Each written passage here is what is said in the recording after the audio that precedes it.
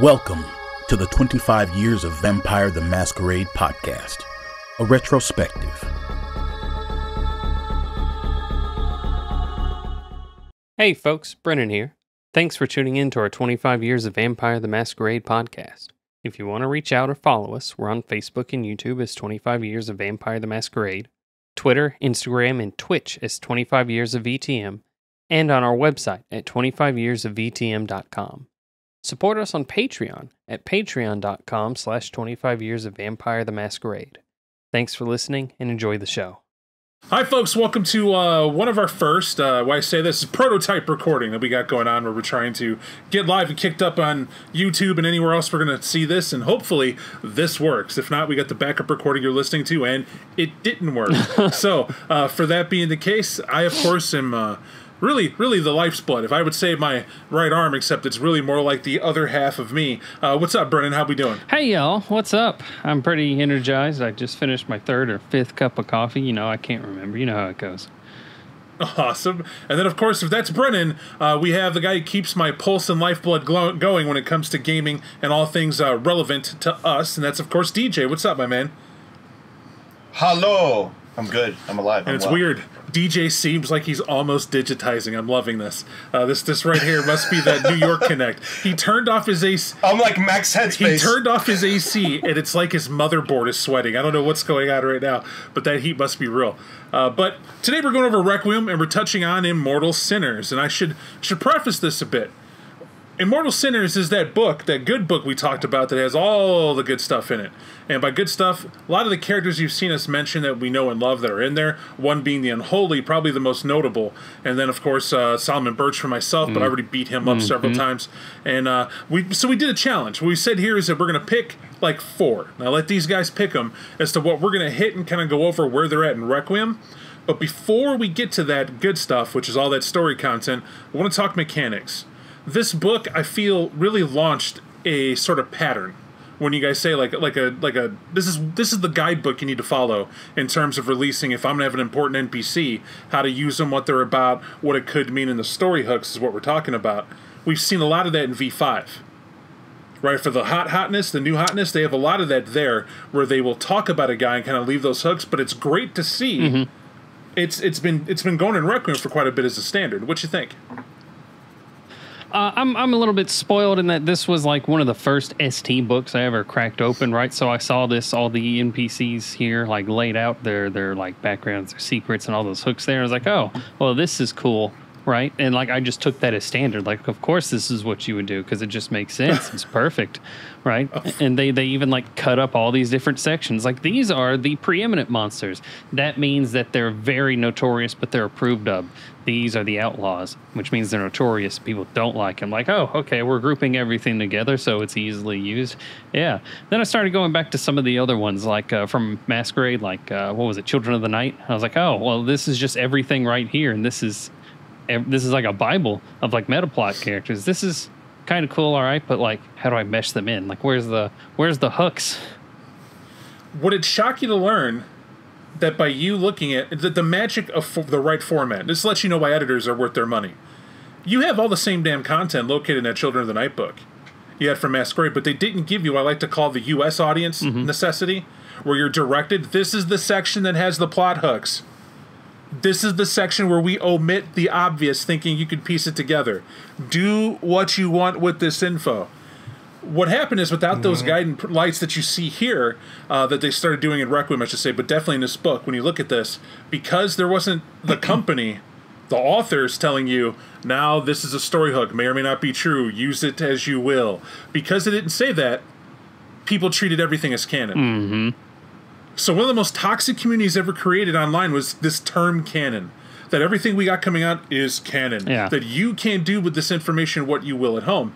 However, that was also, believe it or not, the draw of Requiem for a new crowd was to see that this makes sense. This is cool, just like you said, Brennan. But in my experience, this was the actual thing to push people away. They would say, like, old crowd, they would sit there and say, oh, you're going to tell me how to use this character? This character's garbage anyway. This is too much effort. Like, this is way too much effort. Do whatever, I don't care. You mean I have to think stuff through? I have to like piece it together? I don't have a book that just tells me everything? Garbage. All right. It does both. I had done the due diligence to ask people, some STs I love from back in the day, exactly what was their major hang-ups of Requiem in relation to this book, if they had it. And of course they did. And that was one of the slam dunk things I found eye-opening. And hysterical. Like, you can get over it, right? I'm 43. That was back, 20s, whatever. We can figure it out.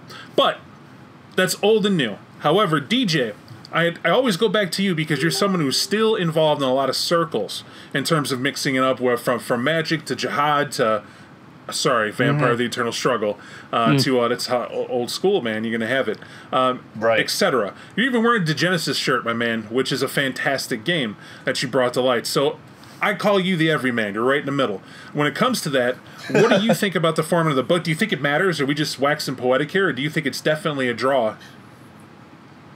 I think it is definitely a draw because prior to coming in from Revised, we spoke about this before, I love templates. I think templates are a great way to understand where your character's at, along with what type of story you're trying to tell. And I think that the way that this book also breaks itself apart, as Brendan was telling you, is it gives you an idea of what type of game you may want to play, along with what types of monsters are acceptable within certain types of society and how far they can push the limit. So we could talk about, once again, we could talk about a famous, Sasha Vikos or Tariq the Silent, but we don't exactly know where they scale in, because it all depends on the story you're trying to tell. And as you were mentioning as well, as an introductory thing, I know what Solomon Birch is. To me, Solomon Birch is a complete monster.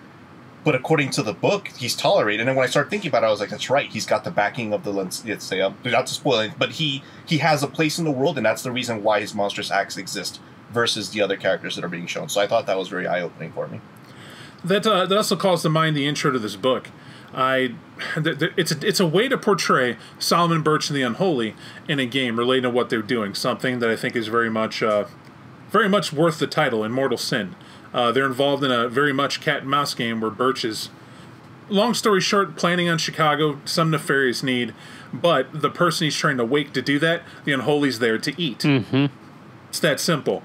And he has to convince this monster from bygone time, wherever she's from, that she's got to let it happen. It's worth reading the story to kind of get the feel of at least one take of the Unholy and Birch. There are others, right? They've done novels where Birch definitely feels... I honestly think they did a great job in transitioning it the same. In my head, Birch is Birch and still very much that manipulative power player, religious fanatic. It's still there. However, the Unholy, some different plays you see from the Unholy. And to talk a little bit about who the Unholy is, what the Unholy is about, I'm going to settle to the number one super fan of the Unholy. He even has a raven tattoo. Brendan, kick it off, man. I'm not going to lie. I sometimes forget about that tattoo. So you said that. I was like, what is he? Oh, yeah, I do have that. It is not related to the Unholy. I'm going to state that right now. It's just a happy coincidence. Anyway, Unholy starts out here, right? I'm going to talk about her a little bit in that intro story, right? Where she shows up and Birch is trying to get out of there or get that thing he wants, right?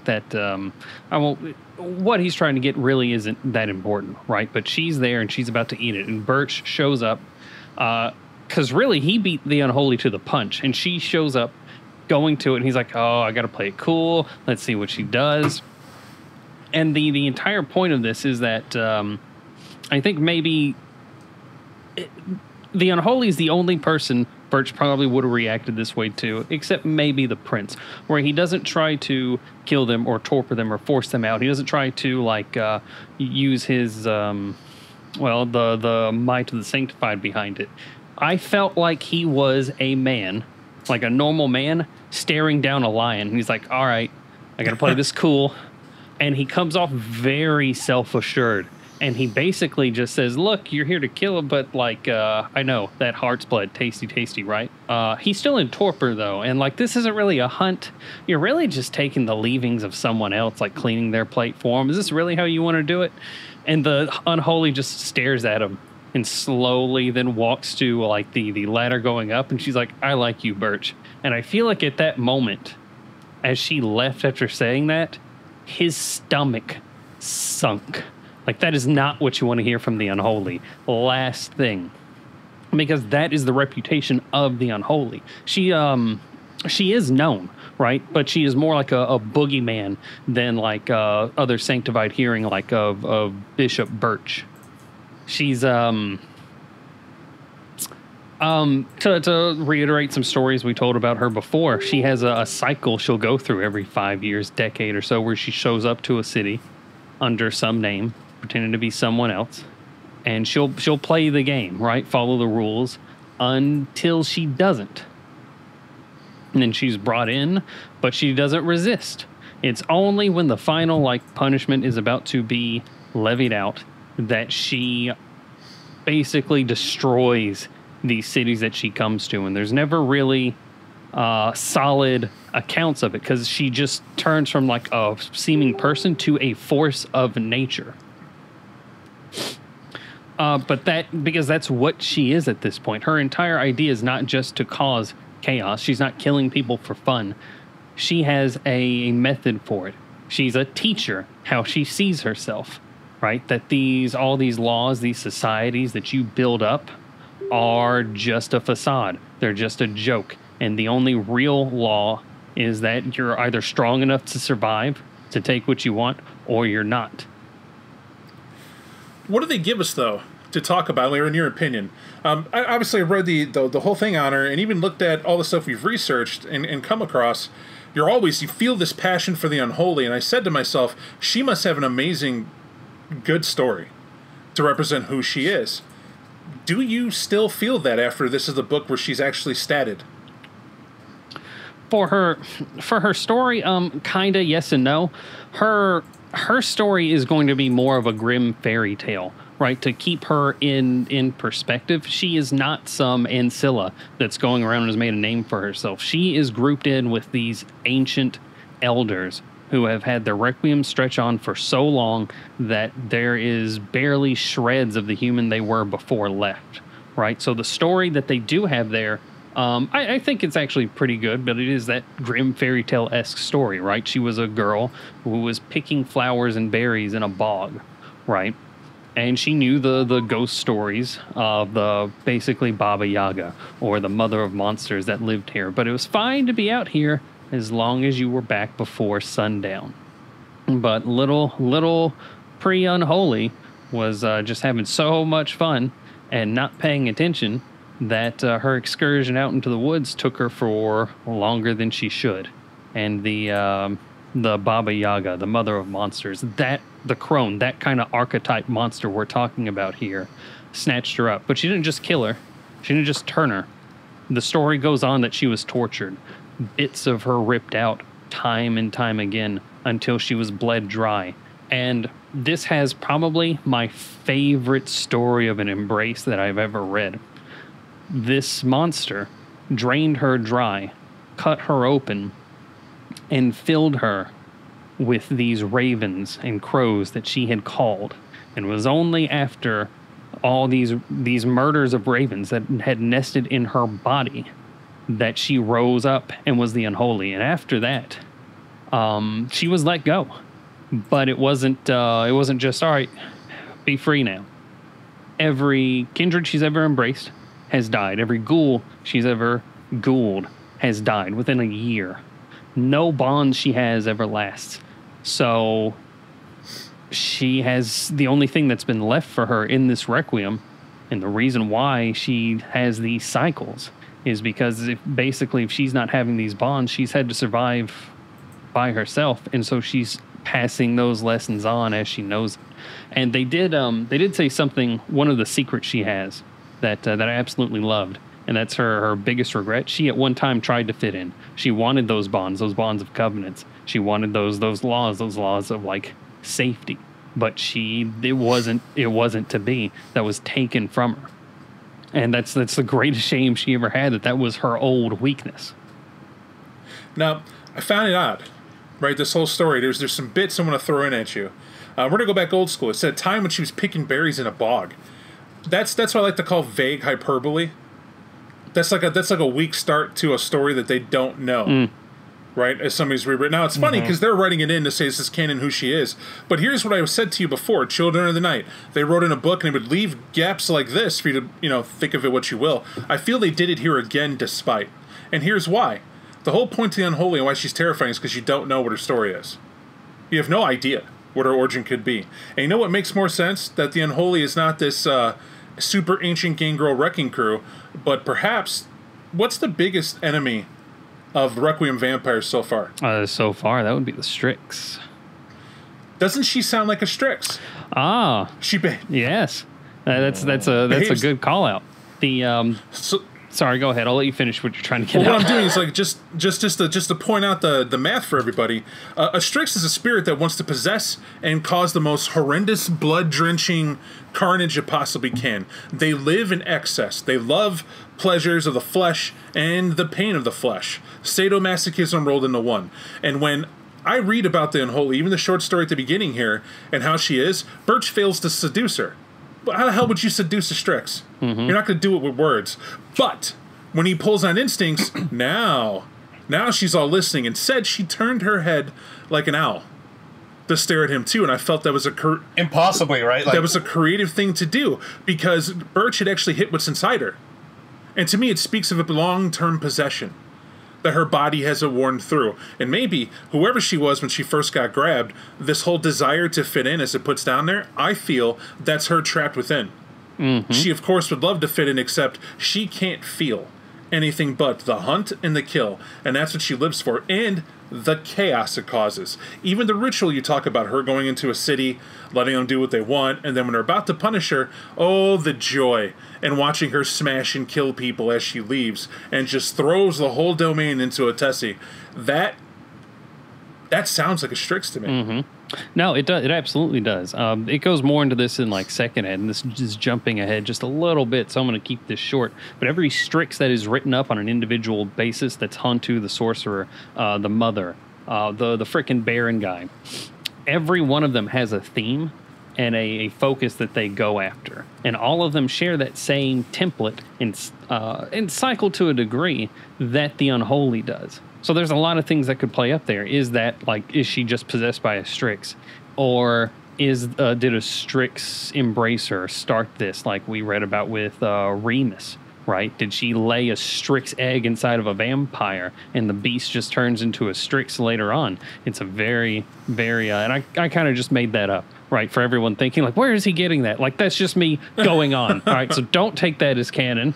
But that's the joy of it, right? Because that's, that also puts me in the same mindset when I was reading it, and I start thinking about all the other vampires, or, all the other characters you read up until now, because the Unholy's further down in the book. But the joy of reading Requiem is the fact that there are so many permutations of the blood and how it comes to be that there's no reason not to imagine that the Baba Yaga had put and laid that egg within her, and that egg keeps propagating itself, right? What if just by virtue of what she was, in terms of her creation rights, if you want to call it that, which I think it definitely was, considering how many birds they stuffed her. They made her the original turducken, the unholy turducken of turduckens. That's a good one. But like, it's the fact that she became other, that beast was just there to begin with. And you're right, every other childer, with the exception of, I think, what was that bat-faced guy, Ambrose, the one who apparently was also hit with, in the Chicago Chronicle book, that they claim might or might not be hers, and he's always like, mom's coming around, maybe. Okay. Right, the pilot guy that the Unholy somehow just... But, I mean, even then, that guy, the manifestations of his flaws are very severe, much in the same way that the Unholies are. So it makes me wonder just what came before and what comes after. It's a great idea to play along with it, and I think is an excellent addition to show what an ancient horror can do in your game. Horror. I want to add that OR part. Pronunciation there's a lot otherwise. is very important. It has a completely different meaning if you forget one of those R's. Wave it off. Wave it off. That's what I'm doing. All right. So, DJ, one of the ones you selected had me thrown for a loop. You chose Emily Washington. And the floor is yours, man. I was wanting to hear why. So, Emily Washington falls under the category of monsters that are tolerated. And the reason I chose her is because the basic story about her is that she came up being a mixed breed child between Anglo and Japanese. And even though that was a curiosity during her life, because she apparently had a lineage that even stretched back to the founding fathers, so that was already impressive enough as it was. Her being present for the most part was an oddity, but it was one that they loved to bring along, because they have to see this mixed child to see how she actually endures in this social climate. But lo and behold, before we know it, we know that both her parents ended up dying. She ends up in an orphan. She ends up in a school that was chosen for her. And at one point in time, as we fast forward, she meets her dear Uncle Herbert, who have never seemed to have aged. And when she caught him, she found him feasting, but there was this look in his eye that mixed between hatred and petty lust. I've read which this seems book. pretty typical for a vampire. I've heard of this before. This is a series of unfortunate events, isn't it? No, it's Uncle Touchy's Puzzle Basement. It's the children's book. Right. Please keep going, DJ. You're not wrong. So, she gets embraced, but the thing about her that she notices is upon her embrace, there's a gnarly mark on her neck from where she was bitten, and she always wears a scarf to keep it around. Fast forward a little bit, we come to find out she's actually part of a bloodline. Uncle Herbert apparently is Eupraxis, which is a very old bloodline whose name apparently does doer of good deeds. However, these doer of good deeds aren't really doing any good to anyone. Why I chose them was because of how they interact with society at whole. They are an Invictus bloodline of sorts, and they're very, very restricted. Each heir is only allowed one member. But the reason they're kept along, even though they cause such a mess, is because every Invictus gets to the wolf pack mentality, saying you always need an Omega or someone to scapegoat around. I might be a shitty Invictus, but at least I'm not as bad as Eupraxis. However, I did hear Eupraxis is coming to town. We must see what they're like. Really? Yes. Do invite them and let's see what happens. And what ends up happening is they bring along Emily, and Emily still carries the same type of fascination that she did in life, where people just want to see what the oddity is about, and they bring her into these meetings, and she always seems like she's so weak, and she always seems so frail, and at the edges, it always seems like even though she's nearing an Ancilla's age, she still seems like a neonate. And most people just keep fawning over her. Don't worry, Emily, we'll take care of you, we'll help raise you up. And all the while, Uncle Touchy Herbert is sitting in the background going, yes, so long as she's entertained, I'm entertained too. Please let me know. And then when the dog goes poopy all over the floor, i.e. their feeding habits once again leave such a nasty, nasty mark, it's time to go ahead and move over. But why would you tolerate it? Because they know people. What's this nasty mark? Like you said, the feeding habits are so bad, they're so bad to have around. Other than you saying so, how would I know?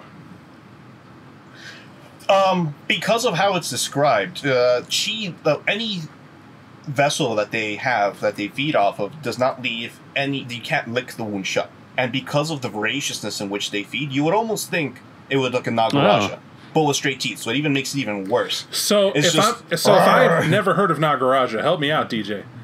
Like short teeth. Thank you. It's a nice big chompy wound. So there we go. My apologies. It's not like syringe puncture marks. And if we're on YouTube, yeah, okay. I'm so glad this is on video. I really want those like raw claws. It has to happen. So all right, they literally chew through their wound to open it up. This is interesting. Is it that they don't have the fangs? Are they blunted? Does it say that, or is it just they can't lick the wound close? They just can't lick the wound close. But they're also Deva, which also helps perpetuate and, exasperate the amount of feeding. Like, in the throes of it, you don't take food away from a dog. And when that dog's done, that dog's done. And it's like, oh, shit. Well, it is what it is. You did give me a turkey leg. How'd you expect me to eat it? With a fork and knife? Nah, you gotta get in there. You ever get that detailed when you're reading to try to figure out how a vampire might feed, and then it matters? Right, so every now and again you get a flaw or a certain type. I've always been fascinated when you watch that horror film or read that book when it's like, well, is this the type of vampire that bites and then sucks the two print? Put it to you in terms we understand. Who knows what a Slurpee is here? Yes. Right? Or you ever have an icy and it's filled to the top but it's too cold? Right? This to me is a vampire going to feed in a person every time. Right? Now you got to make a hole opening to make it work. Your hope is that there's just enough warm sluice on the inside that when you puncture the hole with that straw, that you can get enough suction in, right? But what if it's not there? You do what anybody does. Don't you chew it a little bit? Right? Maybe pop the lid a little bit, just smash it around, chew a little more. Now I begin understanding feeding and going, it's probably closer to that. Not everybody, fangs despite, is going to be able to get in and get that clean bite and that suckling action to take effect. But we all think of the romanticides. Take my hand. Thank you, Swan Song. I couldn't stop thinking of it. The glorious, my hand is yours. And then you grab it, you're, right? I always thought of myself being more, if you're a vampire, what fit vampire is that you were more of a person who didn't care what bit of flesh came to you, right? In starving that bad, I never looked at a chicken nugget and went, I'm more of a southern portion biter. and just, it was like, I'm hungry, get at it, you know what I mean? I gotta eat. And that's what they sound like, someone who doesn't care, doesn't have that decor, and there's a style to it, and I enjoy that. But above that, Emily Washington being just, it sounds like she's just a propped up character to represent and highlight a clan. Do you feel that's it? I do and don't. I do because that's how it's presented, but I don't because that's what she's acting as. She knows that she's using this as a ploy to further herself because everyone's buying into it, and there's no reason right now not to. You know, one of the I do like this book for the fact that it just doesn't give you the 2D print of a template. It tells you what the motivation is behind it. So she doesn't want to be under Uncle Herbert forever. And on top of that, she's already embraced, but she kind of just let it go because she knows that if anyone finds out she embraced, she'd be destroyed as well. Right? Did she care about her embrace? Nope. She's off somewhere, and in reality, we also know their bloodline really doesn't give a shit, or at least she doesn't. So she's just biding herself time where she could actually be like, I'm out, deuces. So I got an idea or a question for you both. I was just thinking about it.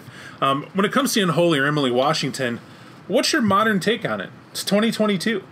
We keep reviewing these older books, but it's not like we can't use them again, but you got to update the material. So instead of waiting for Dawkins to get another pitch book idea to do another big old book, how about we run that down right here and tell it? I say it because we know he does good work, but that's the vein, right? I'm trying to think of Rebecca Shahar Diary, how they do that.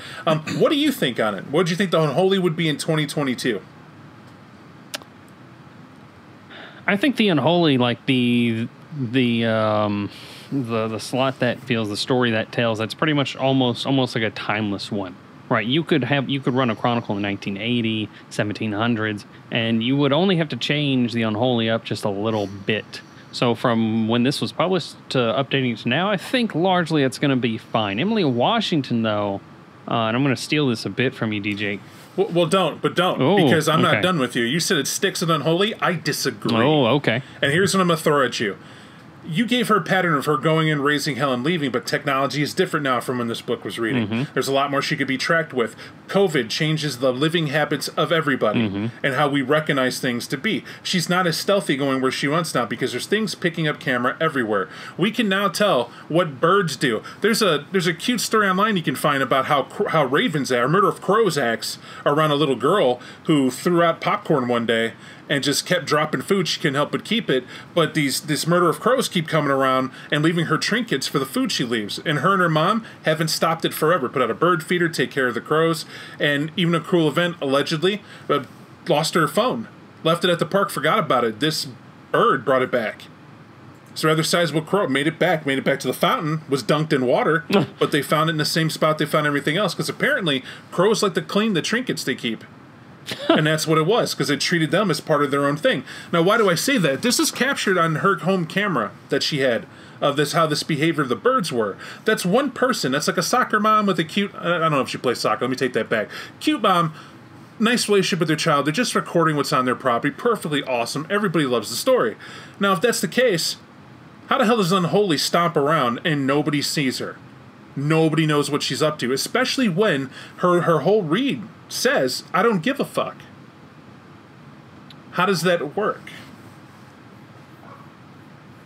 So accounting for things like, Ring cameras, right? The uptick in just literally cameras anywhere, right? You run a red light for right after it turned red, and there's a camera reading your license plate, right? How would you not? The Unholy has I'll say novel mode of transportation, literal murder of crows, but like you were saying, crows can be monitored. I feel as though there's something that would be watching large migrations of crows, but to go down this way, like, this affects everything in the game. But for the Unholy, it would she's a far worse masquerade breach than she ever was before. Her attitude's not going to change, I'll tell you that much right now, but it's going to take something like Task Force Valkyrie coming after her, or like just watching her like, maybe. I've noticed after she goes to a city 2 weeks later, something explodes and some vampires start acting out of pocket. Maybe we can track her and find some easy pickings. That would be a cool one. I think that would be like an indirect change from, bringing it up to the modern. I guess as far as the unholy goes, which is what I was thinking, the unholy wouldn't care. The unholy wouldn't be changed, but the aftermath around it, right? Those ripples that come out from the unholy going somewhere, that would almost change. I wouldn't say change everything. It piles a lot more on top of it. So this comes to a thing where it talks about that Red Surrender too. Mm-hmm. The fact that it could be the unholy is in Red Surrender has been for some time. What if she's not a Strix? She's just a gang girl who's given in and is a master of the... That's what she's focused on. I feel a great story is her coming out of it. Mm-hmm. I feel that's a better story. Is that she wakes up, caught on camera once, had to kill a group of hunters. Wait a second, when did the prey begin to hunt me? What's going on? What is a camera? What are you watching me on, little morsel? And starts playing around with it and figures it out. Becomes a much more dangerous element. Does she take a domain? Does she go to Torport? And now has she become more of a viable target now that she's there? I think that story has ground to open up because they wrote her and it says that she should be used as a prime force in Requiem. She's not a static force. She's something that causes change. That's what she does. To cause change is to adapt to the times. And that's why it was interesting there. It's great to hear. It's not to say that you were wrong, though I said I disagree. I think there was a better update than that. And I knew you had one. You started coming out there. I didn't throw out Strike Force Valkyrie, but they threw that at Solomon Birch, saying that'd be a gas.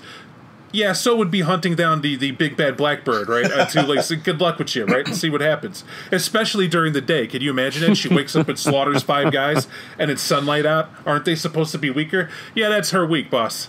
We're just leave it alone. We'll see you later. Why these birds are just staring you down? Are you going in next? That's an interesting one. But I want to say, not unholy, same thing with Emily Washington, because I feel that Emily Washington, as it is, has a lot of seeds laid to say that she would do and it would be and there's potential for. What's that look like to you, DJ, down the road? To me, it looks like she breaks away from Uncle Herbert and she moves away from the conventional stand of what is anticipated out of her. Because right now, she was born in a time where there was so much, these WASP families, these etiquette balls, everyone just watching for purposes of watching. She already knows that she has people on the hook for it. But you know who also has people on the hook for it? If you've ever seen the TV show Euphoria, kids with fucking drugs. Right? When they know that they could pull on other people's feelings and know that this is the type of circles that they could all be around, it falls within that same type of realm. And because of it, I feel that Emily Washington would eventually break away from what Uncle Herbert had set up for her and just create her own cast domain amongst partygoers. Oh, partygoers, that's right. You could always all fawn upon her. But what makes her special? She's got a lot of things that you can ask her for.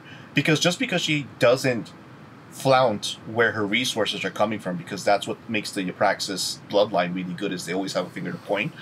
I think that's what will bring her into the 21st century, is the fact that she could literally float amongst a lot of people now who are bohemian lifestyles of sorts. So you feel that, basically, if I could sum this up, that her stratagem would be to move forward with her planet being underestimated, kind of work to get out from under his thumb, and then she would take a different subsect to control and dominate and make her own? And that's how she's known? I think that's what she would do. Now, out of that, I'm trying to say, how did she draw your attention more than anyone else? What's the key element? Because that seems like if I told you that was just an idea of an Invictus character thrown out, I kind of feel that's status quo. Because look at it this way. What's the idea? There's a mentor, sire, who raises you to be proper. You do what they say, and now, okay, there it is, and you're being underestimated. One day you'll come out from under the thumb. But what's the thing that hit a guy like you and said, this is the character I love, this is what's awesome about Emily? What hit me about it was, we always talk about expectations versus reality. The expectations are written there many times in the book. They tell you how a covenant should play itself out. They tell you what a clan should feel like. But when you read it, there's that romanticized version of what happens, and then you have an idea of like how your head's going. And we've all heard it before as storytellers, where we're like, oh, this is my character, and my character was chilled to like Cain, but not really, but like kind of sort, right? And like we were badasses back in the day, and everyone tells that story up until the moment to play. And then usually we just get involved in the situation. But as I was mentioning with this book, what I thought was really good is it gives you a very practical story of what it's like to be under someone's thumb, how to flex the power that you do or don't have, how to bide your time correctly in a very, very short splat, along with the horror of you being stuck in a position, not because there's any pleasure in it, but because you were victimized. You were victimized in the beginning. She was victimized in the beginning because she was a doll. It's not her fault she got born as a half-breed. It wasn't her fault she was Japanese-American. It just ended up being that's what it was. But she couldn't escape it in death. But she's a doll, and I now know why I missed what you liked about her. It sounds like you're trying to say the pain and what she went through made her interesting to you as to who she became. Is that right? Right. Okay. Right. What's that pain? Right. What does it mean to be a doll? It's to be hollowed and played with, right? It's not the decisions that she's making are not her own. She's living up to someone else's expectation. She's a grown-up version of Claudia. It reminds me like a halfway teenage version of Claudia. Claudia was given just maybe 5 more years, right, before Embrace. What do you get, Claudia, now? I feel it felt like they were almost tapping in on that. And that's good, because using it as an example of Claudia is great, but Claudia was mad because she was so young, right? She could never age. Right. And it was really two fathers trying to learn how to deal with that emotion. What do you mean you're missing out on being an older woman? And we love you. And that was enough over years, right? Take the personality of a woman in her 30s, but make her 5 forever. And you're going to get Claudia like mad and pissed off over what she could have, which is why she was hiding bodies. Mm-hmm. But this Emily Washington doesn't give that feel of doing that. You're saying, and if I'm understanding the aspect of a doll, is the fact that she did what she was told, she dressed as she was told, and she did whatever she was told to do. She was an item, purely. Correct. In that, I kind of feel this is the female interpretation of how it is to be a vampire in a world of darkness. Right? Period. And I don't care if it's Chronicles, I don't care if it's Old World. Every time you hear of the classic female player taking up a stance to play a vampire, their concepts are way better than what I see them do often. And not every one of them, but I'm saying my experience has always been, I'm going to sit behind this power playing character. Right? I want this guy to be my sire. I'm going to hide behind what he does. I'll do what they say, as they say, because that's what it is. But what I find intriguing is you enjoy that in another character who comes out from under it. Right? Sounds like she comes out. Always the underdog story. Exactly. And it's the underdog. Right. And I think that's the important things to point out about Emily, is that she's only as good as the progress you give her. Right? It's not interesting that you keep her an old head, because it could be anything. I'm not saying all females suck and they hide behind anything. I'm saying that's a comfort zone to let someone else play the sucker and go ahead. That's any strategy. But there is a misogynistic interpretation of how they pitch. And honestly, I'll tell you where it comes from. Dracula and the Brides. Right? Dracula's amazing, but it's the brides you never hear about. No, you can watch the movie The Brides of Dracula. You can hear stories of someone say, well, I'm a bride of Dracula. You're one of many. Just calm your tits, okay? Like, it's cool. But if you're Dracula, oh man, Netflix give you a whole series, right? It's on and it goes. And that's my point. That feel of like it can't be, but I disagree. And I think Emily Washington is a quiet yell from the past that says you can be better, and this is what it's for. And I agree with that. I agree with your take. But Brennan, you chose Jack Cade, and I like Jack Cade. I was gonna, but I said, you know what?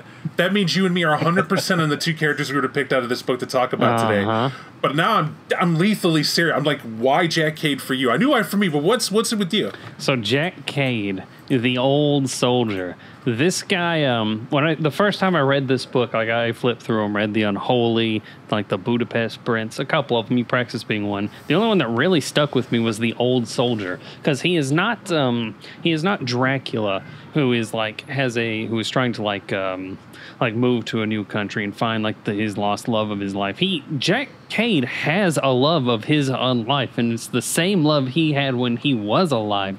And his love is the old red, white, and blue. He was Texas born before Texas joined the Union, and when Texas went to war with Mexico for its independence and to join America, he went with them and almost died.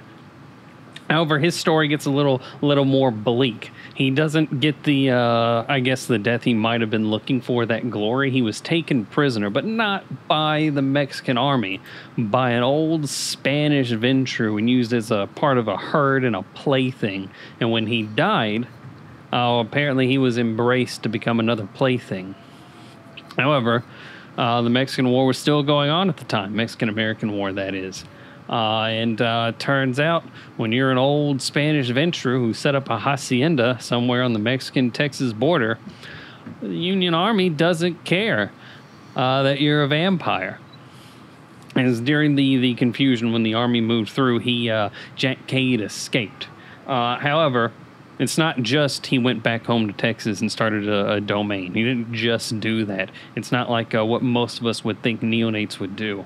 He still loved America and everything it stood for. And from the Mexican-American War through every conflict America was in, he was a part of it. Not only that, his holdings expanded to some point where he was almost the prince of most of Texas. Right? That's how wide-ranging this guy was. He didn't stay in one domain. And DJ, you and I covered the Nomads book, right? About how dangerous it is and difficult it is to move from city to city anywhere, right? And it's only gotten easier in modern times, and it's still freaking difficult. Unless you're Jack Cade and you don't care, because you still have a job to do.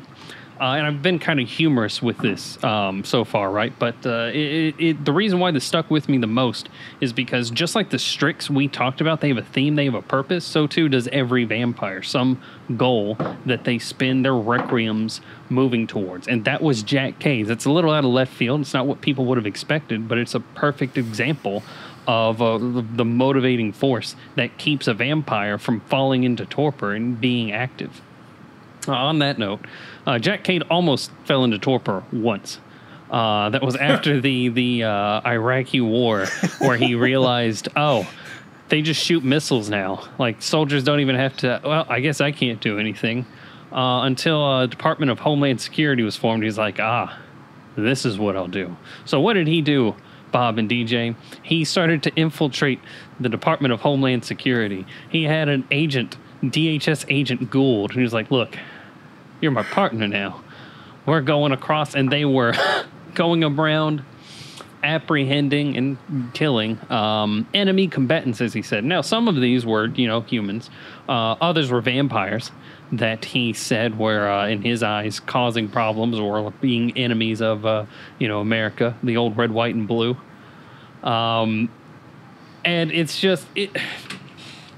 The humor aside from it, he is a war horse, right? He is someone that is tired, almost beaten down as he has lived his life, but he just keeps going because, like a shark, even in the book says this, like a shark, if he stops swimming, he's going to die. And he is not something I would ever want to come across in any game. I'm not going to tell you any NPC is unbeatable, right? I don't put God mode on NPCs. However, there are some people where if the coterie steps to him and they step to him in his area of expertise, he can take all of them out. Jack Cade is that martial badass. I think outside of the super elders that are in the back of this book, he could take on any group of people one-on-one. I gotta tell you that Jack Cade, why I loved him so much, is because I think he would actually vote for Jesus Guns Babies. That's what I think he would vote for. There is a lot of ridiculous campaigning you can see going on. That's actually a campaign slogan: Jesus, guns, babies. That's all they want you to focus on. It's we'll just leave it where it is. It's not to just bring in politics. I feel Jack Cade is politics. Yeah, you can't. Right? He's you can't American. divorce that from him. I feel that he would have rushed the White House with a Viking hat on if it was done at night. I feel that he would have done this. He wouldn't have. He reminds me of a Donald Trump supporter if he was made immortal. That's why I like Jack Cade. And let me explain something about that, not for what you think. Jack Cade would do anything that puts America near and dear and up in the limelight in the best possible light. That's fanaticism. Mm-hmm. Whenever you have fanaticism, there's no gray area. He's not taking care of any other country than America. Mm-hmm. And that's it. And when you think that way, this is not a good guy we're talking about. No, he is. Right. He's the Requiem version of what is the name of the butcher from Gangs of New York? Is it Billy the Butcher? It's the Butcher. I guess the Butcher just works. Butcher. Yeah, he is that level of fanaticism, like that. He evokes that out of it, but to a terrifying. I was going to say terrifying degree. Daniel Day-Lewis's character was already terrifying, so I guess it doesn't really help. It's an interesting thing, and we hardly need to discuss about an update. I mean, that goes all the way up to Homeland Security. We're good to go. That's not too far off the mark that it needs much in terms of updating in that regard. But a guy like that seems to be troublesome. Well, let me just say it. Why would he be why is he alive? Why Like, would why would he anybody let that guy be alive? That's a good question that doesn't really once you step through it, it doesn't really address that a lot, other than he's well regarded within the Lankaea as primary covenant. Jack Cade's actually a member of two, the Lankaea and the Invictus, and in that he does have some ties. That being said, I think the term misanthrope is applied to people that just hates humanity. Jack Cade doesn't really hate humanity. He hates all vampires. He hates every one of them. But he realizes he can't be a vampire hunter and still have the support he has to do what he does. So he's kind of like an edgelord. A little bit. Right? He can't be like everybody else, so he's got to hate them all, so he stands out from the crowd. Uh-huh. Though he's just as deplorable as everybody else. Don't get me wrong. He's a pretty horrible person. Pretty extreme, does not care about, despite his, believing in everything America stands for, he does not care about personal rights whenever it's in his way. And he is pretty sadistic. He wouldn't be doing the things he was doing, kidnapping people, interrogating people, murdering them, if he didn't enjoy doing it. What do you think makes him that? Like, how do you make a guy who's so fanatical that it lasts beyond undeath and that becomes their sole focus, you think? I think it would have a lot to do, like everything with any character or vampire. It has a lot to do with everything to do with who they were when they were alive, like their upbringing and their culture. And it doesn't fully explain that, but I can fill in some pieces. I think Cade grew up being an incredibly patriotic person in a patriotic household. Like we talked about when we first started this, right? He signed up to go in the army, right? And he died in the pursuit of that, in the defense of that. And he was tortured, not just for like days, but for months. He was kept as a plaything of an elder to prey vampire. There was, without a doubt in my mind, a lot of damage that was done in that point. And when he got his freedom, coming out of it in a frenzy, I think he clung on to the only thing he knew at that point, right? What he think might have gotten him out of that, which is, well, his patriotism. I think his Requiem being founded in that, he just clung to it. Not just clung to it, but he took it and molded it to be the rock solid support that he's leaned on for 150 years. So that sounds like a much more viable reason why to like this guy, other than he's just pro-America. Like, I think pro-America isn't the draw. I think what you just said is that he became that way because it's all he has left. Mm-hmm. That became his new island. Or his new touchstone, if we like to use the term. It had to be something that let him know why he continued existing. And that's there. And that's hardware. It's a good read. I like that. But, DJ, there's a name you threw out there, and I'll admit to you, I looked at it, I read it, and I sat there and I said, it's not my choice, but Raphael Pope has got to have some sort of... You have a knack for picking, opposite of me, and I'm wondering why Raphael Pope drew you so much. So... Raphael Pope is picked because Raphael Pope also happens to be the heretic. Who is the heretic? The heretic was that thing that both Birch and the Unholy were talking about in the beginning of the story. When we first meet Raphael during the prologue, he's ripe for the picking. His body is all gangly. His ribcage already open. What's left of his heart is pretty much like a dried grape. I keep imagining the Unholy just kind of using her claws, and she could just kind of squeeze it. That's how small and desiccated his heart is. But he gets brought back to life. What's important about Raphael Pope, though, is that Raphael Pope is an anomaly amongst anomalies, and he is a firebrand to the core. Why? He starts off as a guy who's completely unassuming, or you wouldn't think anything of him, except for the fact that he was a Lankaea member. He was a Lankaea member who, for whatever reason, was brought up to great heights before he started embarrassing himself. And they just kind of they're like, all right, it's time for you to stop talking and just kind of, you need to chill out. Once the PR goes around, we'll bring you back. But moving it a little bit forward, you come to find out this isn't a guy who's making blunders, right? This guy who is, quote unquote, maybe or may not fallen from grace. He recognized very early during his Requiem that he wanted to be something.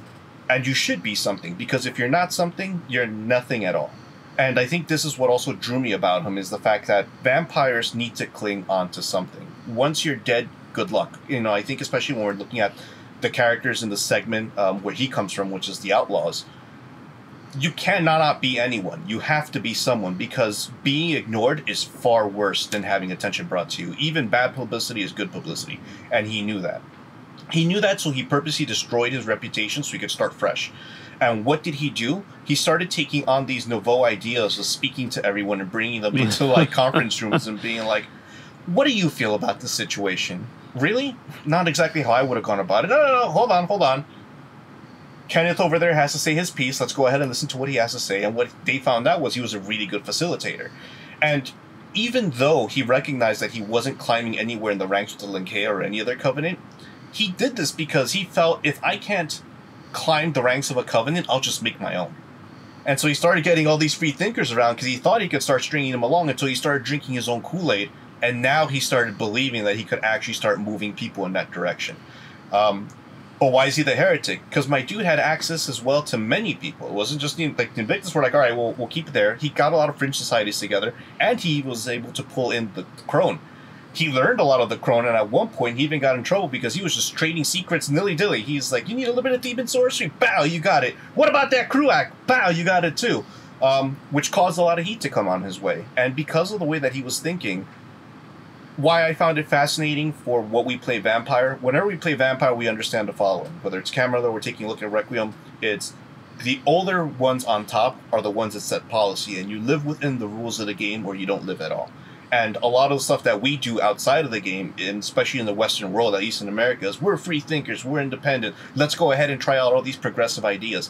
And you get to see why his progressive ideas don't work in a vampire society, and why he's going to get shut down every single time. So it was a nice way to mix in, how to separate game from reality. What happens when you try to don't you think a vampire at one point would have tried what we think, right? let's bring politics into the game, right? Let's go ahead and why can't we all be progressives? Even the Carthians can't pull it off, because Raphael Pope is a very good example of what happens when you two-time, you don't respect the laws of the game, and you get shut down along the way. I think the Pope represents someone that is that honestly feels like the vampire Lestat if he failed.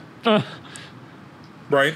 Right. Okay, I could see that. Yeah. Everybody loved him. He's up there, and they're like, you need to chill it. Like, cool it out, Lestat. We're done. No limelight. The elders have noticed. They know you. Back up. But he's like, I can't leave my public behind.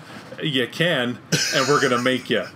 Just think you said, you're going to make me, are you? Well, if I can't have you love me, then you will hate me universally, right? And he goes about his work, but then you hear about what happens to him, which is why the Unholy's trying to snack attack him, and Birch is trying to stop it. It's an interesting character for that reason alone, that they showed you across 3 characters they made how to enthrall them together to network them in an interesting story. However, where do the players fit in all this? That's what I want to say. All the characters we love in this book, do you see your players able to fit and dance in stories around these dynamic, amazing characters?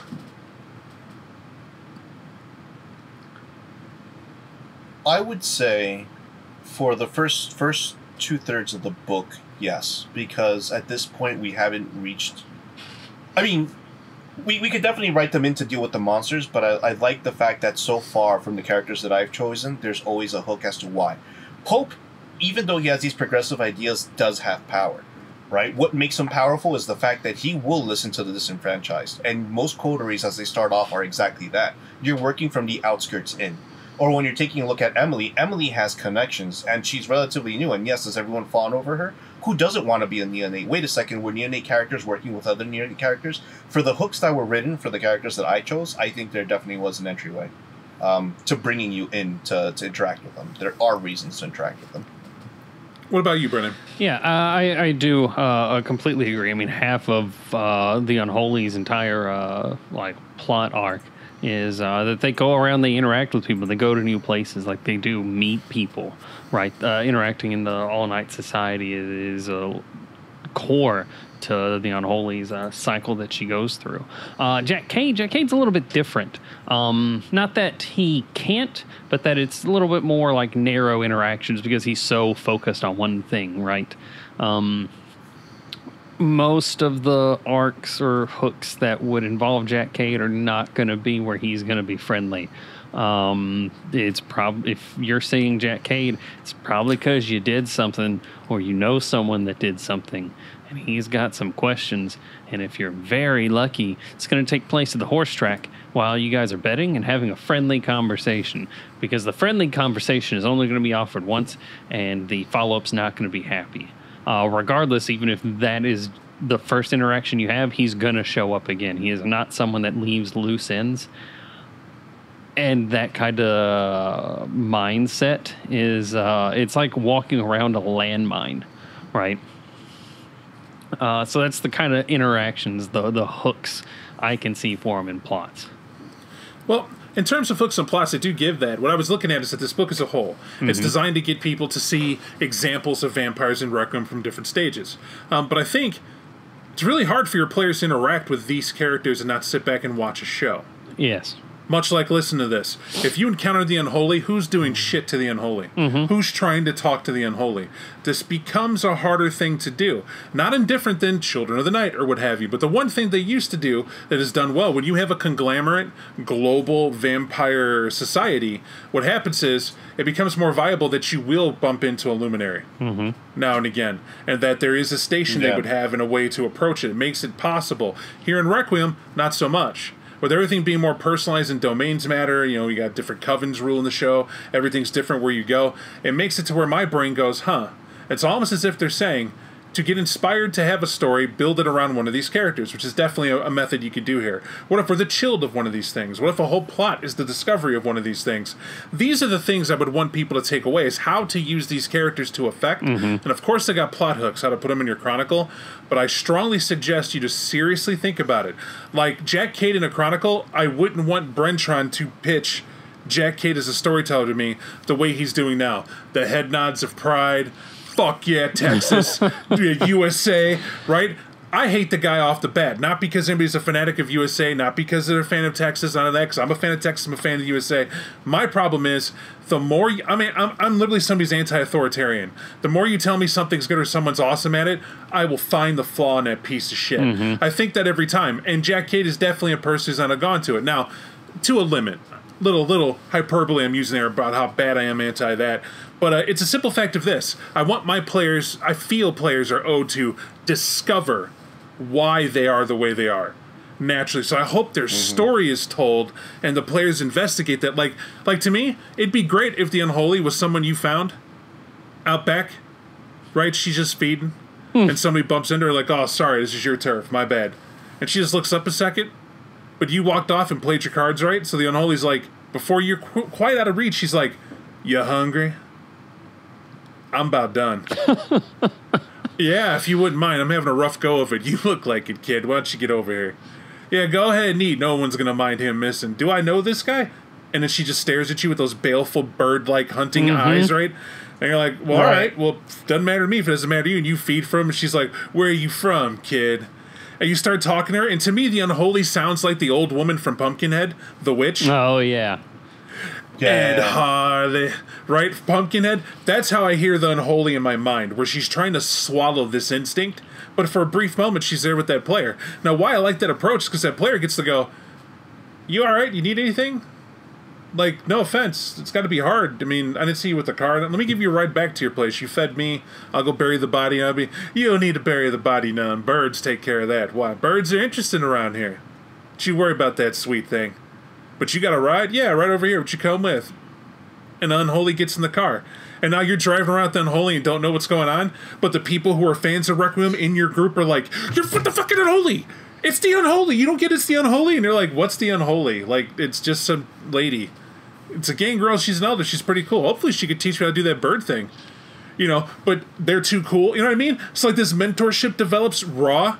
And I could see that. And to me, that's cool if that player doesn't know who the unholy is, because you didn't call her the unholy. Right? She said, what's your name? Rebecca.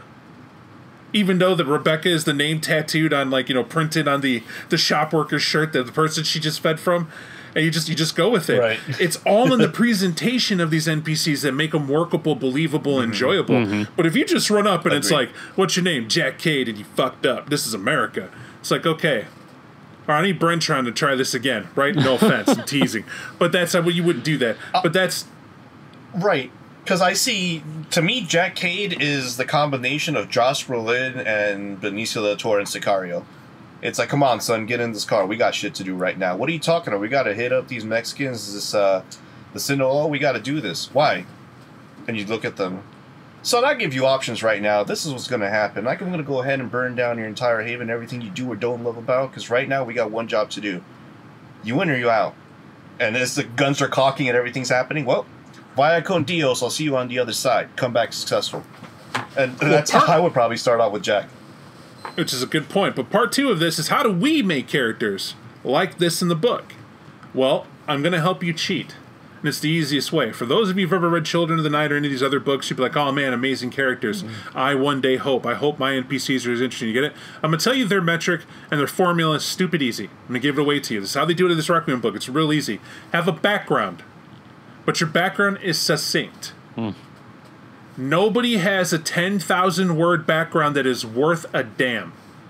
I will warn you now, if your background is more than 2 pages, and you better be an elder at that 2-page mark, you might as well throw it away and try again. What I mean by throw it away, whatever idea you had, pump the brakes. Go back. Can you retell it to make it shorter? Imagine you're trying to pitch this idea to someone and you want them to make a movie about your character. You don't want to talk beyond the 2-page mark. Right, the first page should give, like, you know, typical background of what you did and how it was and where it came from. That's all in the starting guide books that they give you. But the background you need, because it helps us understand. Just like I asked Brentron and DJ about their character more. Now, I'm not going to settle for your, the book says high overview, they're awesome. That's high overview, but why are they that way? And then they had to answer to it. Your background is the why, right? Part 2. Basically, how do you insert your character in the world of darkness? Make that its own section. They do here for these characters. Literally says the unholy in the world of darkness and what she means to the world of darkness. Once you give your background and your embrace and all that jazz and you're created, put how you see your character in the world of darkness. What do you serve? What's your point in the chronicle you feel? Your co-storytelling when you're a player. The ST told you the setting, told you the city, told you what it's about, but this is your chance to crow. My character's freaking important. This is why my character's important. Little do you know, there are serial killers in the world, and they think they're the worst. I'm actually the prime evil. And I serve a force, a reminding force of what they fear in the dark, so I'm making said character blah, blah, blah. Throwing out an example. But any storyteller could take that and get the feel and the understanding of what that character's looking to experience in the world of darkness for them. And also, how might others take that? You're agreeing to be that, but now I know how my city would respond to the... Because not a lot of people know how to give mannerisms to anything that dark. They have no idea. And if they don't have any idea, you, the ST, are supposed to help them feel that character. This is a big connect that helps the player tell you what they're trying to do, and you to narrate and describe how they feel when they do it. And eventually, they'll do it on their own in their acting and portrayal of the character. Third thing is personality.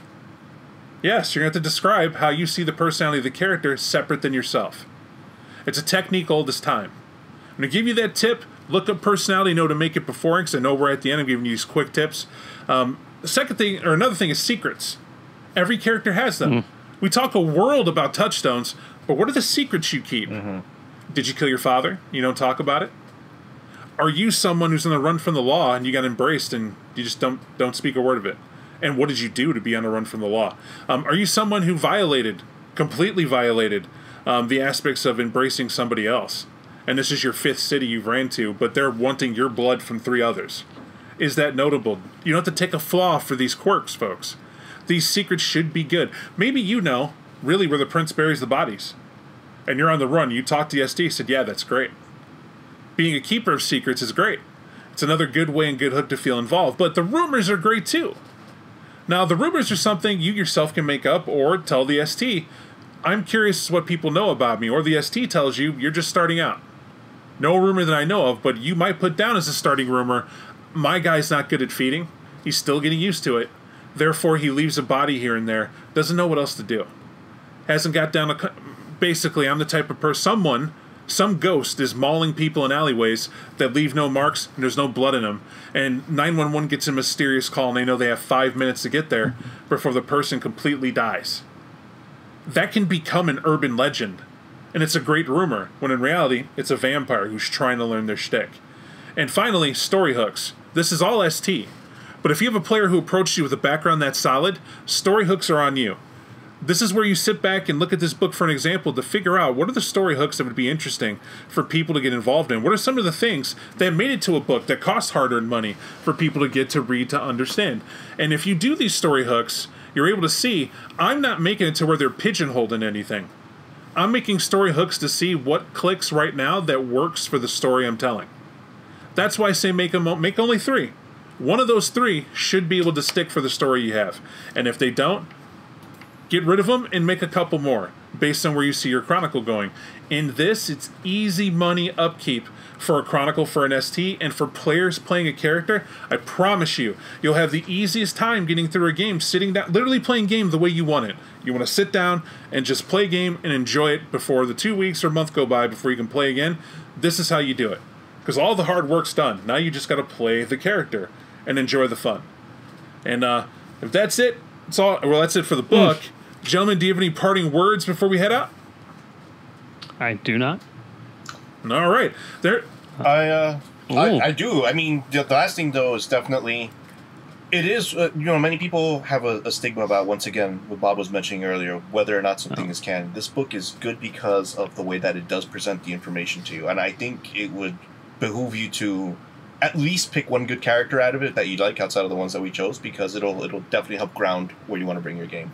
Absolutely. And with that, brings us to a close here. If this survives and it's on YouTube, welcome, folks. Appreciate it. Otherwise, enjoy listening to it nonetheless, and we are working on what we said we do, and it's coming, folks. Sooner or later, you'll be able to see all of us stumble, mumble, and everything else live and for your enjoyment.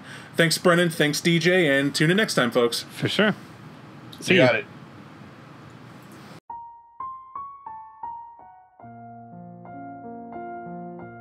Thank you for listening to our 25 Years of Vampire the Masquerade podcast.